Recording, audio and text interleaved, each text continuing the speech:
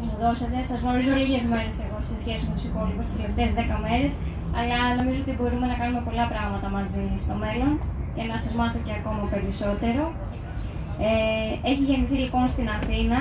Τα τελευταία 20 χρόνια διαμένει στη Φλόριντα, όπου και εργάζεται. Έχει σπουδές δημοσιογραφίας. Είναι απόφοιτος σχολής δημοσίων σχέσεων και διαφήμισης.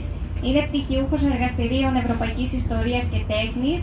Πτυχιούχος εργαστηρίων Αρχαίας Ελληνικής Φιλοσοφίας, Δημοσιογραφίας, Διαφήμισης Δημοσίων Σχέσεων. Είναι μέλος της Ένωσης Ανταποκριτών Ελληνικού Τύπου Εξωτερικού ΕΑΕΤΕ.